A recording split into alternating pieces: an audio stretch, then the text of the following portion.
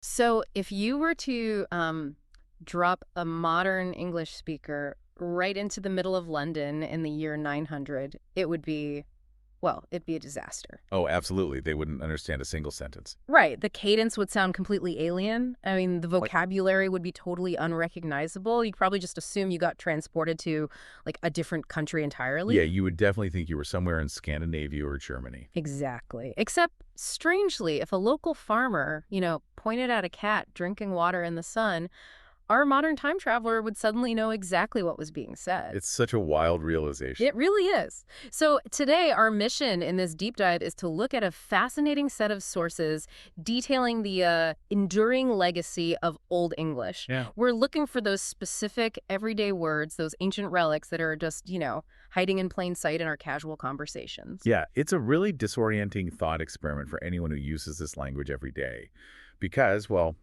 we tend to view modern English as this monolith of our own time. Like we invented it yesterday. Right, exactly. But language is this living, breathing archaeological record. Every time we speak, we are literally carrying forward the DNA of people who lived over 1,000 years ago. It's like we're walking on an archaeological dig site, but all the most ancient artifacts are just lying around on the surface. That's a perfect way to phrase it. Mm. And the sources we're analyzing today, they don't just catalog what survived.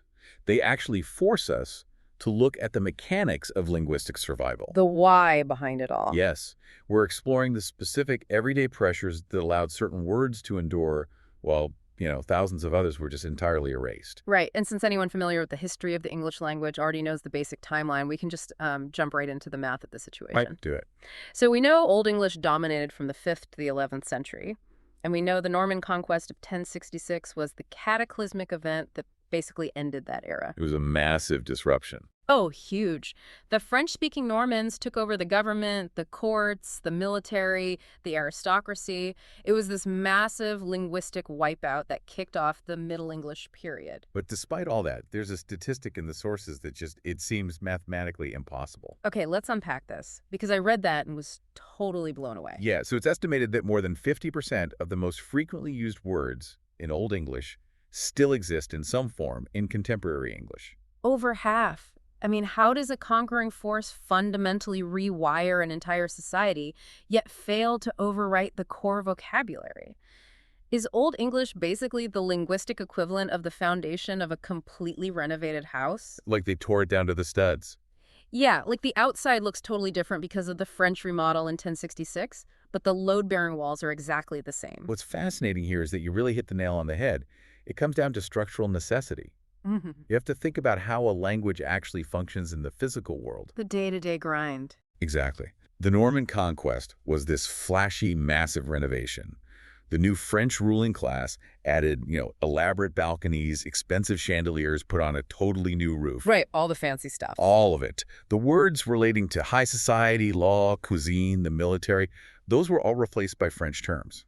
But the words that survived, that 50%, those are those load-bearing walls you mentioned. One's holding the whole house up. Precisely.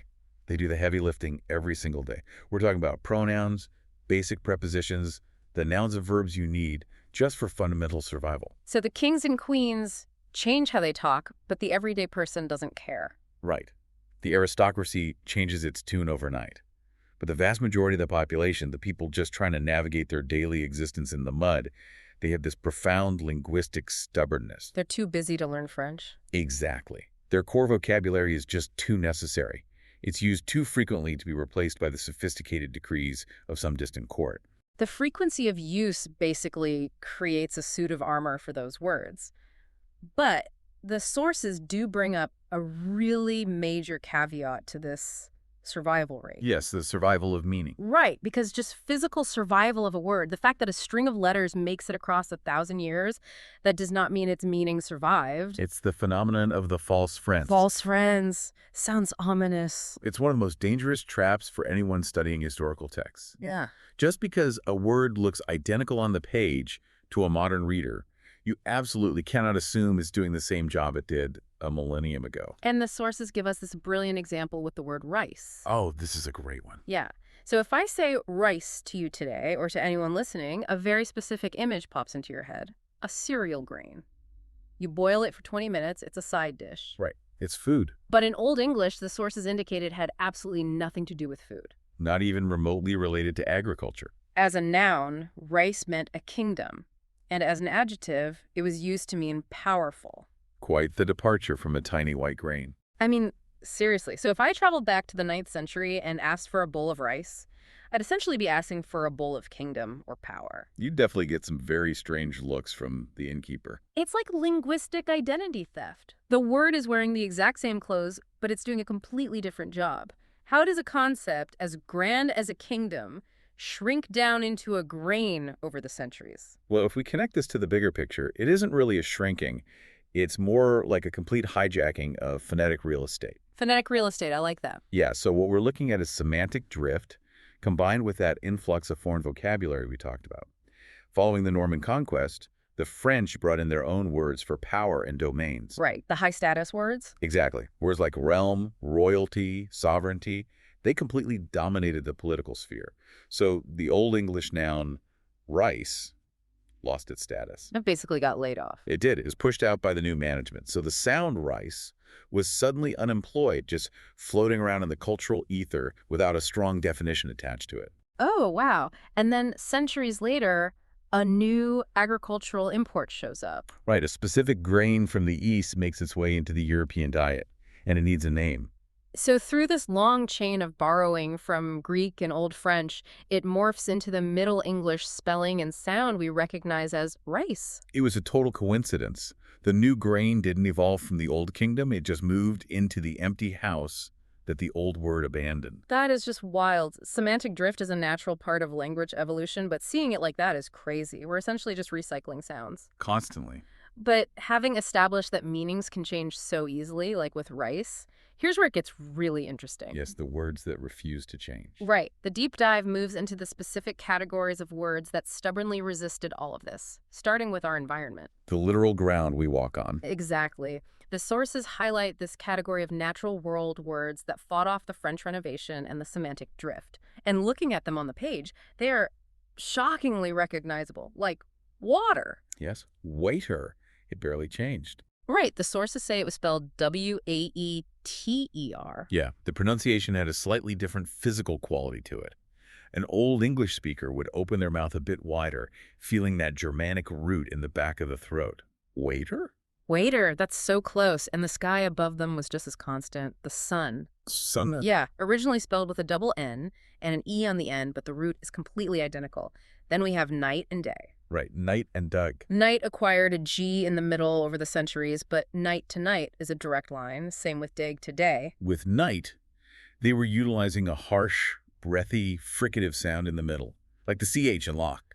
Night. Wow, I see. But over centuries, we grew lazier and smoothed out those harsh sounds, leaving us with the modern night. But the lineage is unbroken.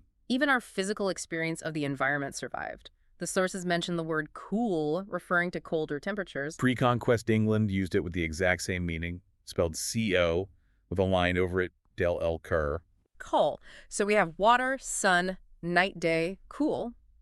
Why did the natural world survive the Norman conquest's linguistic wipeout? That is the core question. Is it simply because kings and conquerors change, but the water and the sun are everyday human constants that just don't care who sits on the throne? That's entirely it. You have to analyze the lived physical reality of the 6th or 9th century. Which was mostly farming, right? Vastly agrarian. Right. Their entire survival, their literal life or death calculus every single day depended on the weather, the cycle of day and night, the water in the soil, the temperature. They're elemental. You can't escape them. Right. When William the Conqueror arrives in 1066, he builds castles, he dictates the language of the courts, he changes tax terminology. But he can't legislate the weather? He cannot. And the French ruling class isolated themselves in their keeps. They had absolutely no reason to go down into the mud and discuss the morning frost with the English peasantry. So that social isolation created a sort of linguistic preservation zone. Exactly. Everyday elemental human experiences formed the bedrock of daily communication. The English farmer kept looking up at the sun and feeling the cold air, totally untouched by top-down decrees. It makes those words highly resistant to change. That's amazing. It proves that while political structures are fragile, human interaction with nature is permanent. Okay, so transitioning from the external natural environment, the sources also track this into the personal, domestic sphere. Hmm. The companions and the quirks that have lived with us for over a millennium. The psychological constants, really. Yeah, and this gets surprisingly personal. Beyond just the elements, the sources point out the survival of our feline friends. The cat, Cat. right? Spelled with a double T, or sometimes an E on the end, but remarkably similar to today. We've been hanging out with cats through plague, conquest, and revolution. It applies the same logic as the agrarian vocabulary.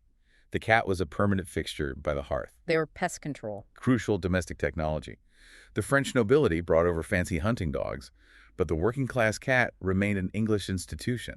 I love that. And that endurance extends to human bonds, too, enduring like friendship itself, the word friend. Friend. Yes, originally L-R-E-O-N-D. The spelling is slightly different, but the core identity survived the wipeout. Because companionship is just as fundamental to psychological survival as water is to physical survival. A new king might take your land, but he can't rename your community. So true. But amidst all this logical survival, the sources highlight a structural quirk that feels totally illogical. The evolution of the word often. Yes, the word oft. Wait, language usually gets lazier and more abbreviated over time, right? Generally, yes. We seek linguistic economy. Right, like son drops letters to become son. But often is a rare example of a modern word being longer than its Old English ancestor. Which was simply oft. O-F-T. Used exactly the same way. So why would off gain an N to become often? Did we just decide the original was too short? This raises an important question because it is so rare. To understand it, we have to look past culture and examine purely mechanical reasons. A mechanism called epenthesis. Epenthesis. Okay, what is that? It's the addition of one or more sounds to a word, usually just to make it physically easier to pronounce in a flowing sentence. So it's about the physical movement of the mouth. Entirely. Think about the consonant cluster at the end of oft. The F and the T require a very specific hard stop of airflow. Okay, yeah. Now, try saying the phrase, I oft go, really quickly. So, oh, wow, you literally have to stop your breath between the T and the G. It's jarring. It's mechanically disruptive. So over generations, the human tongue rebelled. Speakers inserted a tiny unstressed vowel sound and a nasal consonant to bridge that gap. I often go. Exactly. The N acts as a phonetic lubricant. Wow. It grew an extra limb just to make speaking physically easier. It contrasts beautifully with the standard streamlining of words like cat and friend. So what does this all mean? If we recap the journey for you listening, we went from the 5th century origins through the 1066 Norman conquest wipeout all the way to today. It's a journey of profound resilience. We looked at the misunderstood rice, which got hijacked by semantic drift. But then we saw the elemental endurance of wetter, call, friend, and cat. And even the mechanical quirk of often. Right. The load-bearing walls held firm. They absolutely did. Yeah. And I want to leave you with a final thought to mull over on your own. We're currently living in an era of hyper-accelerated linguistic invention, right? Oh, totally. Tech jargon everywhere. Exactly. But if the words that survived a millennium of language evolution, French conquests, and modern technology are the ones tied strictly to nature and basic human connection. Like water, sun, friends, and cats. Right. What does that say about the highly technical vocabulary we're inventing today? Will our modern jargon simply disappear, while humans 1,000 years from now are still just hanging out with their cat in the sun? Oh, wow. That is such a humbling thought to leave on. The servers crash, but the cats stay. Well, thank you for joining us on this deep dive into the sources today. As you go about your day, pay attention to the ancient history hiding in your own conversations. You're speaking a lot more Old English than you ever realized.